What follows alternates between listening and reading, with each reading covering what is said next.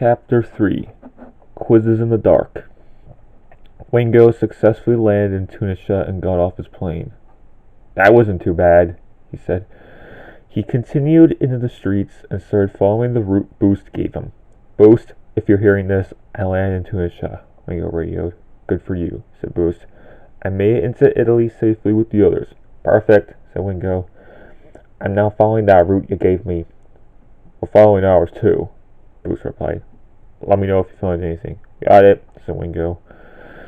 Boost, DJ, Molly, and Snotrod were already heading after Rome.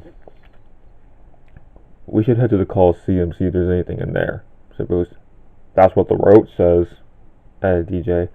They took a left turn and headed towards the Colosseum. That looks awesome in car, said Molly. I've always wanted to see it, Snotrod replied. The route says it should be in the middle of it, said Boost. But how do we get inside? Asked Molly. We just head in, I think, DJ replied. Well, that seems easy, said Snotrod. Wingo drove along a desert till he found a cave. Is this on the route? He asked himself. He headed into the cave, not noticing Lauren's boat arriving at a nearby dock. Lauren got off her boat and radioed Snyder. I think I just saw one of them enter a cave up the hill, she said. I would head and see who it was, said Snyder. I was going to do that, Lauren told Snyder. She explored around her and started to follow Wingo from a distance before radioing again. Are you in Kent, Italy yet? She asked. Yes, our ferry just arrived at the harbor, Snyder replied. We get our assigned targets and find that menorah. Great plan, Walter, said Lauren. Now I can get my reward for this. Yep, that's for sure, said Snyder. Boost began looking around the Colosseum and saw some weird-looking objects on the ground. What are those things? Asked DJ. Looks like gold, Boost replied. Why would it be here? Asked Molly. Probably someone brought it here and dumped it, Boost replied. Why would they dump it? Asked Snotrod. Maybe we're in the wrong place, DJ replied.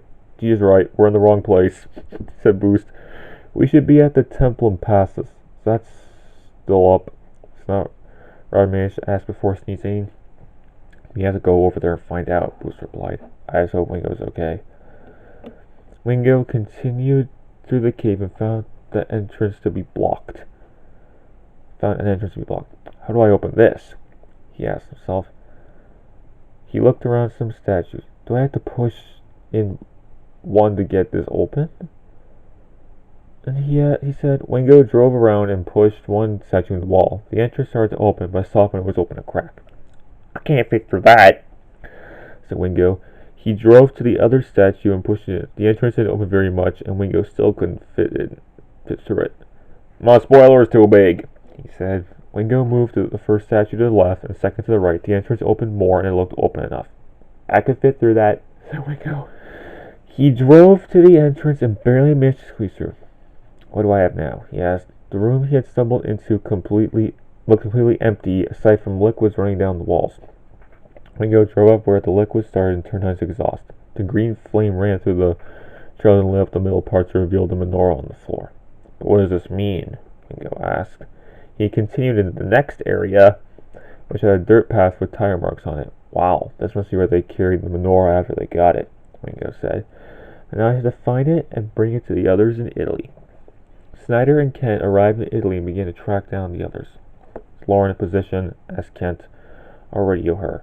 Snyder was about to radio Lauren when she radioed first. Walter, I have my position, she said. Good, said Snyder. When they show up, that's when you get them. Got it, said Lauren. Hopefully we can deal with that ninja car easily, said Kent. He probably won't be expecting us here.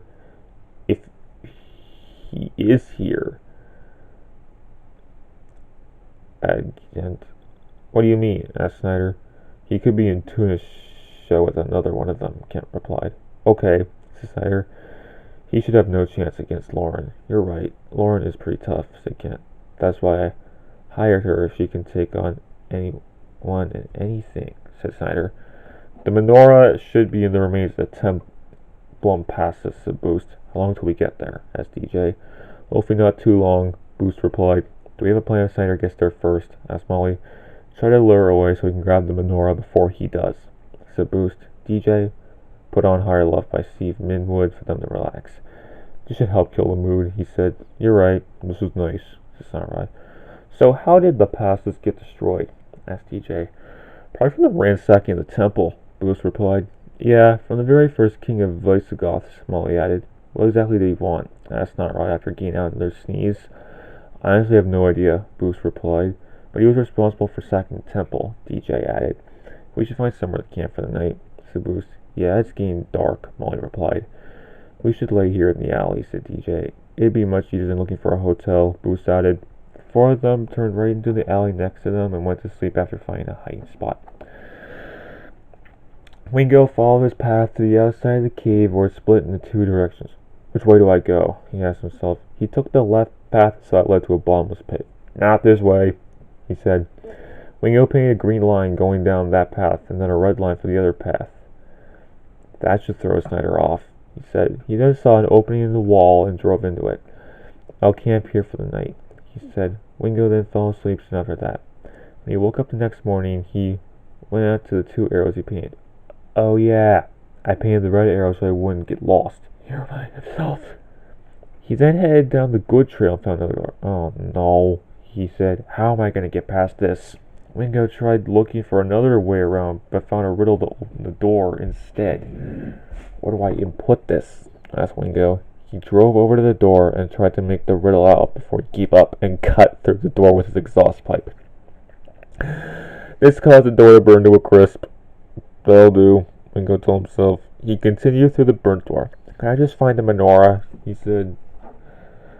DJ woke up and saw the others still sleeping. He drove over to some cans and knocked them over, waking them up. What happened? Asked Molly. We should probably move, said DJ. Good idea, said Boost. Because Snyder could have got ahead of us while we slept.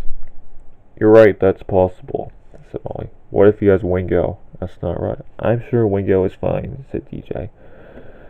Plus the Tempest Passes is right around the corner, Boost said. How do you know that? Asked Molly. I just checked the route, Boost replied. You could have told us before we achoo! Camped here, cried Snotrod. Y'all seem tired and so was I, said Boost. Let's just get that menorah. The four of them headed down the road and soon found the remains of the passes. Can we make this quick? Asked DJ. The tires came flat. We'll look around, see what we can find, and get some air and gas, said Boost. They headed in and started to look around. The remains looked very burned and crispy. I actually think Lark led the siege on this place because of the families that died, said DJ. Oh, that actually makes sense, said Molly. We actually are a bit like him, said Snotrod. What makes you think that? Asked Molly. Because with Snotrod began, but DJ cut him off. What Snotrod is trying to say is Alark had a bunch of free slaves with him.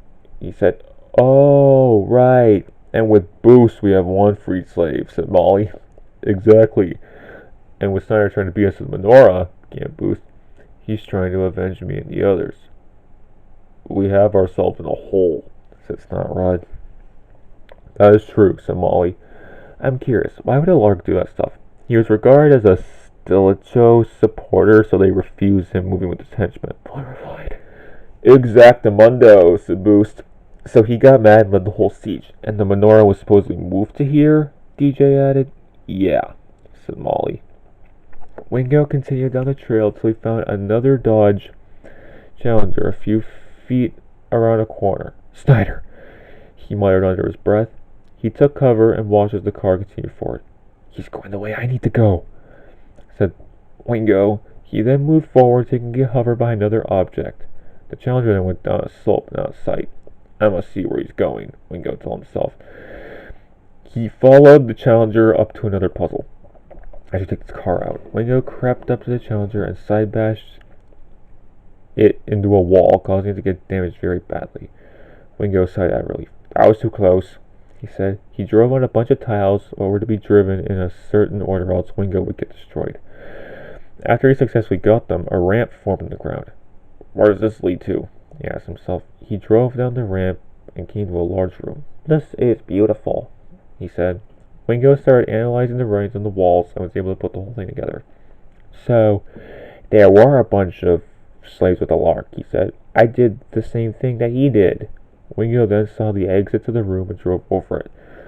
The trail led on and then made a left turn at the end. Not far from where Wingo was, Lauren was hiding at a big open area outside the maze.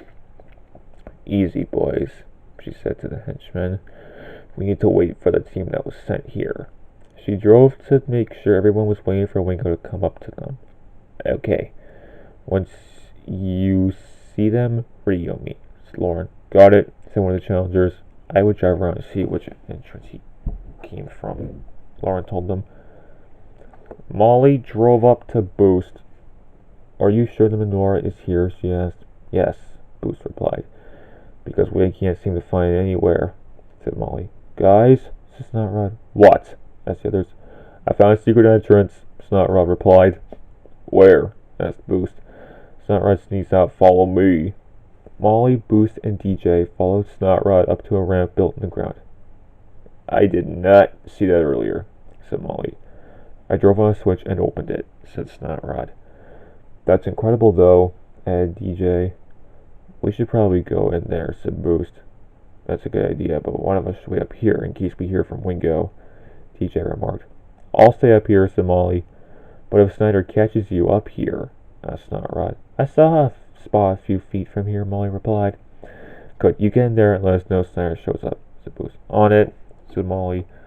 Snotrod, DJ, and Boost headed down into the passageway while Molly hid behind some debris nearby.